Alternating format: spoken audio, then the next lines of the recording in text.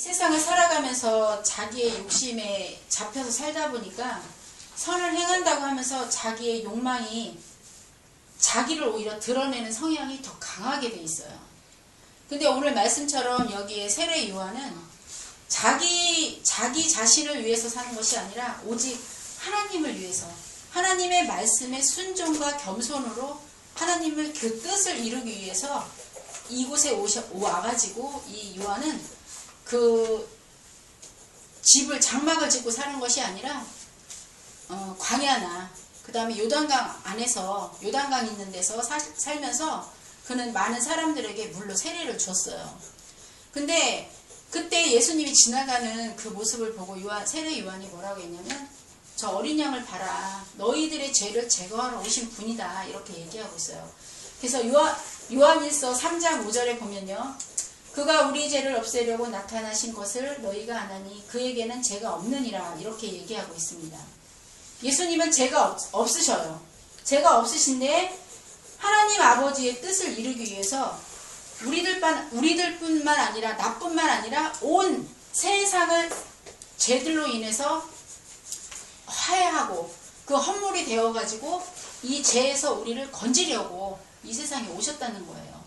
그래서 이 요한이 여기에서 얘기하는 것이 뭐냐면, 저렇게 죄가 없으신 분이 이렇게 오셔서 우리 죄를 제거할 것이다 라고 얘기를 해요. 그래서 요한이 오히려 예수님을 높여요, 그 자리에서. 그러다 보니까 많은 사람들이 오히려 이제 그 세례 요한이 세례를 주니까 세례 요한이 혹시 선지자 아니면 구원자, 그 다음에 엘리야냐라는 생각을 갖고 있던 사람들이 왜 저 사람을 보고 어린 양이라고 하느냐, 왜 하나님의 어린 양이라고 하느냐, 이렇게 얘기를 해요. 근데 그 요한이 뭐라고 하냐면, 내가 세례를 줄 때 성령이 그 위에 내려오는 사람이 하나님의 아들이라는 것을 하나님께서 요한에게 알려주신 거예요. 그래서 예수님이 오셔서 그 요한에게 세례를 받기를 원해요. 근데 요한이 뭐라고 하냐면, 나는 당신의 신발끈을 풀기도 감당하지 못하는 그런 죄인인데 제가 어떻게 예수님에게 세례를 베푸냐, 이렇게 얘기를 해요. 그런데 예수님이 네가 나에게 세례를 베푸는 것이 아버지가 이루려고 하는 그 뜻이다. 그래서 세례를 요단강에서 세례를 받는데 그때 어떻게 하냐면 하늘이 열리고 비둘기같이 성령이 그 예수님 위에 임하는 거예요. 그러면서 이는 내 사랑하는 아들이다, 이러면서 하나님의 음성이 들려요. 그래서 요한은 그 예수님이 하나님의 아들임을 확실히 알고 예수님을 증거해요. 그리고 예수님은 그 요한에게 뭐라고 하냐면, 내가 너보다 먼저 있었다라고 얘기를 하는 거예요. 예수님은 언제 계셨었어요? 태초에 계셨잖아요. 천지를 창조하고 인간을 만들 때 그곳에서 함께 계셨던 예수님이잖아요. 그래서 예수님은 모든 것을 다 알고 계시지만 아들로서 이 세상에 오셔서 아버지의 뜻을 이루기 위해서 자기가 자기의 권능과 이런 걸 다 내려놓고 오직 겸손과 순종함으로 아버지 앞에 그 뜻을 이루기 위해서 다, 그러니까 말을 잘 들은 거죠. 지금 말로 얘기하면. 그리고 여기도 요한도 자기 삶, 자기 교만에 사로잡힌 것이 아니라 하나님의 뜻을 이루기 위해서 자기의 모든 거를 다 주님 앞에 충성했어요. 결국은 어떻게 됐어요?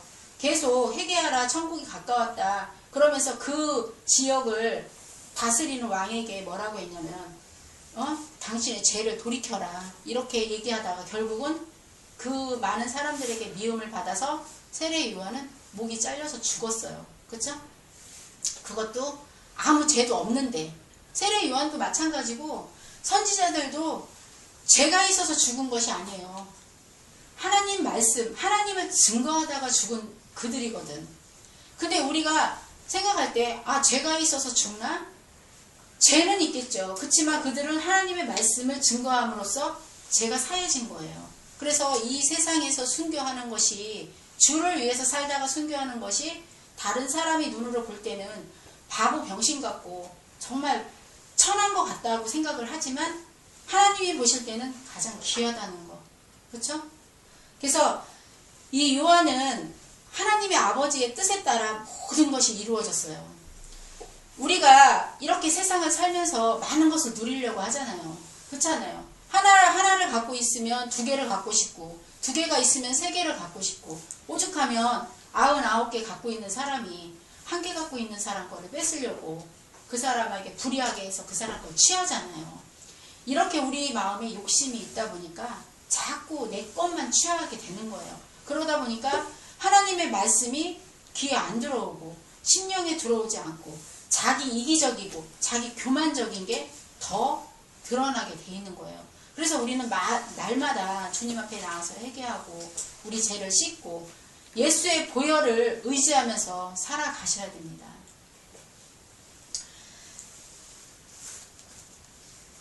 여기 33절에 보면요, 그 성령이 내려서 누구 위에든지 머무르는 것을 보거든 그가 곧 성령으로 세례를 베푸는 이인 줄 알라 하셨기에 내가 보고 그가 하나님의 아들이심을 증언하였노라 라고 얘기하고 있어요. 이 요한은 많은 사람에게 그 물로 세례를 베풀었어요. 근데 예수님이 오셔서 요한의 그 때가 끝나고 나면 예수님이 오셔서 우리 인간들에게 세례를 주시는데 그런 물세례가 아니라 불세례, 성령을 우리에게 주시려고 오신 거예요. 근데 그것도 성령을 저도 내가 받아들이지 않으려고 하면 하나님과 우리가 성령을 받아들일 수 없어요. 내 마음을 열어야 돼. 내 마음을 찢어야 돼요.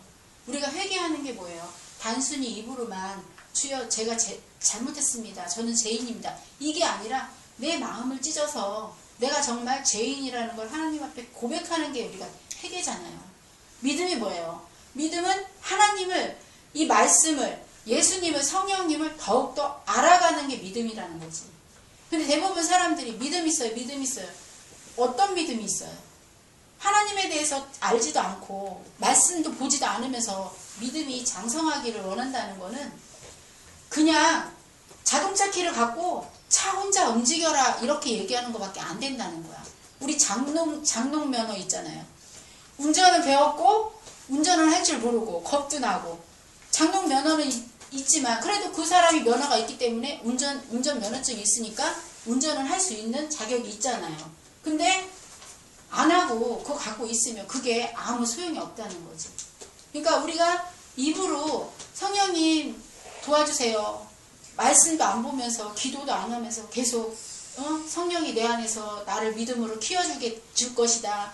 나를 죄에서 멀어지게 할 것이다. 이렇게 생각을 하는 거예요. 근데 내가 키를 가지고 가서 자동차 키를 꽂고 시동을 걸어야지만 운전을 하고 가는 건데 이것처럼 내 마음을 찢지 않고 그냥 입으로만 계속 잘못했습니다. 금방 거짓말 해놓고 주님 죄송합니다. 잘못했습니다.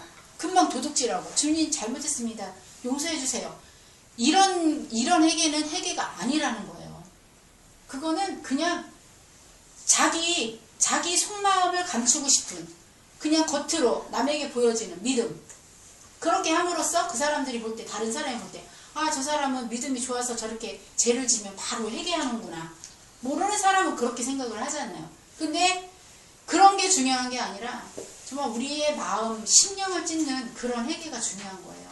그렇다고 우리가 무슨 어떻게 여기를 다 찢어갖고 주님에게 보여주는 그런 게 아니잖아요.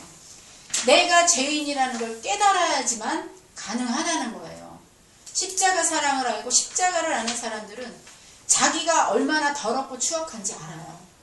아무리 우리가요, 옳은 일을 행하고 선을 행하고 그런다 하더라도 우리는 주님 앞에 죄인이에요. 근데 많은 사람이 어떻게 해요? 무슨 일을 성취하고 무슨 일을 했을 때 하나님에게 영광을 돌리기보다는 내 교만이 올라와서 내가 드러나려고 하는 그게 더 많잖아. 만약에 돈을 많이 버는 것도 마찬가지야. 하나님이 돈을 주셔서 물질을 주셔서 내가 이만큼 벌 수 있는 그 길을 만들어 주시고 내가 이렇게 할 수 있는 선을 행할 수 있는 그 일을 만들어 주심으로 주님께 감사함으로 나가는 것이 아니라 내가 잘나서 이렇게 돈을 많이 벌어. 내가 잘나서 우리 아이들 이렇게 잘 키웠어. 내가 잘나서 우리 집이 이렇게 넓은 집에 살아. 내가 잘나서 큰 차를 가졌어. 거의다가 그런 교만이 앞서 있다는 거예요. 우리 인간이요, 가장 드러나는 게 뭐냐면 이 욕심과 욕망 때문에 이 교만이 끝도 없이 올라가고 있어요. 그래서 예수님의 말, 하나님의 말씀을 듣기를 싫어하는 거예요. 바리새인과 율법자들도 그 교만이 이 머리끝까지 올라갔기 때문에 예수님이 싫은 거야. 왜? 자기의 모든 것을 다 내려놔야 되니까요. 예수님을 알고 하나님을 알고 이 말씀을 알잖아요. 그러면 내가 가진 모든 거를 다 내려놔야 되는 거예요. 우리가 예수님을 따라가기는 쉽진 않아요. 어려워요. 그쵸? 왜 그러냐면 나의 시간, 나의 물질, 나의 재능, 내가 갖고 있는 이 안이랑 편하게 사는 이런 모든 거를 다 내려놓을 때, 주님 앞에 희생할 때만 가능하다는 거예요. 그냥 오늘은 시간이 없어서 교회 못 가. 오늘은 돈이 없어서 교회 안 갈래. 이런 마음을 갖고 가는 사람은요, 정말 예수님을 따라가는 사람들이 아니에요. 내가 예수님을 닮아가려면 나의 모든 거 다 내려놔야 돼. 근데 대부분 사람들이 예수님 믿으라고 하면 내가 좀 넓은 집에 이사 가고 좋은 차도 좀 갖고 물질적인 거 어느 정도 이렇게 헌금도 좀 할 수 있는 그런 여건이 되면 제가 예수를 믿겠다 이렇게 얘기하잖아요. 예수를 잘 믿을게요 이렇게 얘기를 해요. 근데 그들이 그런 걸 성취했을 때도 또 다른 사람, 어떤 사람은 아들이 고3이래. 고3 대학교를 들어가고 그 다음에 좋은 직장 잡고 또 그 아들이 시집가고 장가가고 딸들하고 시집가고 장가 보내고 나서 다시 또 예수님을 잘 믿겠대요. 이렇게 하면서 그들은 끝없이 변명만 하지 정말로 예수님을 믿고 싶은 마음이 없는 거예요. 그들에게는. 왜? 예수님을 믿으면 힘들거든. 죄에서 돌아서야 되니까. 지금까지 내가 예수님을 모르고 살았던 죄에 잡혀있던 그 생활은요, 지금 불편한 줄 몰라요. 그렇잖아요. 우리가 예수님 안 만났을 때 어땠어요? 그냥 막 살았잖아. 욕도 하고 아이들한테 막 나쁜 소리도 하고 나가가지고 남에게도 별거 아닌 거 가지고도 서운해하고 분해하고 싸우고 이랬는데 그게 내 몸에 이게 배다 보니까 나는 그게 편해. 근데 예수님을 딱 알고 났는데 예수님이 너 그걸 다 버려야 된다라고 얘기를 하는 거예요. 지금까지 내가 40년 50년을 살았는데 이렇게 어린아이들은 고치기가 쉬워요. 그쵸? 산 지가 얼마 안 됐으니까. 근데 40년 50년 60년이 된 사람들이 그 옛날에 자기가 갖고 있던 그 습관을 버리고 주님을 따라간다는 거는 쉽지 않다는 거예요. 희생이 있어야만 따라갈 수 있어요. 예수님이 우리에게 희생한 것처럼 우리 자신도 예수님 앞에 다 내려놓고 정말 무지한 죄인으로 우리는 아무것도 할 수 없다라는 그런 고백으로 주님 앞에 나아가야 된다는 거예요. 그러다 보니까 사람들이 예수님을 가까이 하기 싫어하는 거야. 그렇잖아요. 어렵잖아요. 근데 우리가 이런 모든 거를 다 내려놓고 주님을 따라가면 처음에는 어려워요. 처음에는. 근데 어느 정도 지나면 오히려 죄를 안 짓는 것이 마음이 평안해요.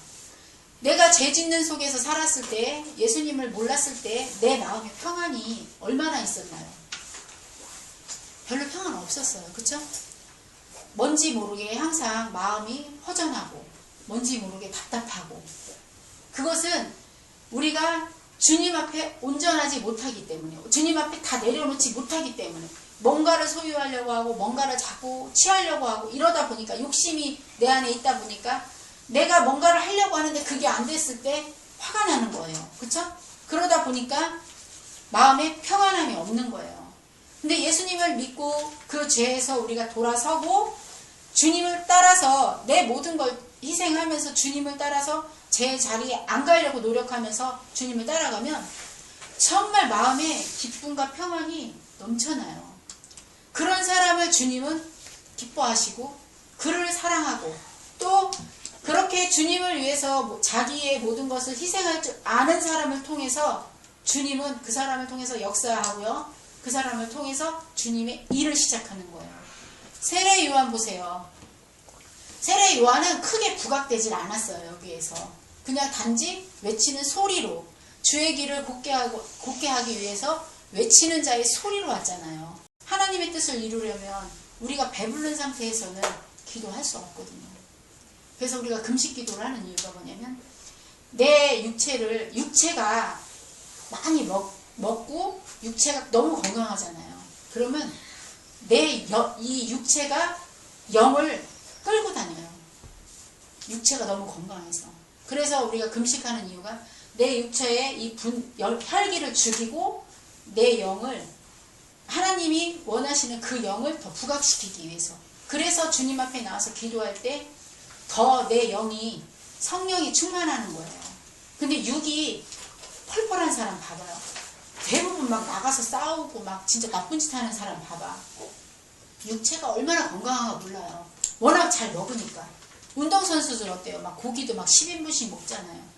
그 운동선수가 그만큼 운동을 하려고 하면 에너지가 필요하기 때문에. 그러니까 우리가 운동선수가 육체를 위해서 10인분을 먹는 것처럼 우리는 이 육체를 위해서가 아닌 영을 위해서 고기를 10인분 먹는 것처럼 이 말씀을 10인분을 먹어야 된다는 거예요. 그래야 우리가 더 영적으로 더 성장하고 더 주님 앞에 나아갈 수 있고 더 믿음 안에 장성할 수 있는 그런 믿음의 자녀들이 되시는 겁니다. 그래서 우리가 항상 내일 이렇게 지금 이 자리에서 실행하는 것이 아니라 나는 내일 이런 게 입에 습관이 된 사람들이 많아요. 내일은 항상 있어요. 오늘이 없는 게 문제지. 그렇잖아요. 오늘은 어때요? 지나가면 끝나잖아요. 내일은 항상 있어. 그 다음날 지나도 내일 있고 그 다음날 지나도 내일 있고. 근데 우리는 그렇게 생각하고 내일 해야지 이렇게 하지만 주님은 그런 사람을 가까이 하지 않으셔요. 지금 당장 결단하는 사람, 지금 내가 주님을 나의 구원자로 믿고 내가 정말 예수님을 닮아가는 삶을 따라가야지만 되겠다라는 그런 신념이 갖고 있는 사람, 그 사람을 주님은 기뻐하시고 그 사람과 함께 하는 거지. 나 내일 해야지. 대부분 사람들이 아이들도 그렇고요, 어른들도 그렇고 내일 해야지라고 얘기하는 사람 치고 자기 일을 제대로 하는 사람은 별로 못 봤어요. 오늘 내가 할 일을 끝마치는 사람은 자기 관리도 잘하는 사람이에요. 근데 대부분 사람들이 요즘 아이들 특히 더 그래. 내일이 있으니까. 내일이 어디 있어요. 오늘 당장 내가 어떻게 될지도 모르는데 오늘 죽을지 지금 1초 안에 죽을지 내가 10초 안에 죽을지 1분 안에 죽을지 그건 아무도 모르는 거기 때문에. 그래서 오늘 내가 주어진 이 시간만큼 내가 진짜 온 힘을 다해서 오늘을 마지막인 것처럼 하고 살으라는 그 바울의 말처럼 우리가 믿음 안에서 주님을 항상 기쁘게 해드리는 그런 자녀들이 되시고요. 그 다음에 우리가 항상 준비하는 자세로 주님의 선한 도구로 사용되길 바라겠습니다. 네, 기도하겠습니다.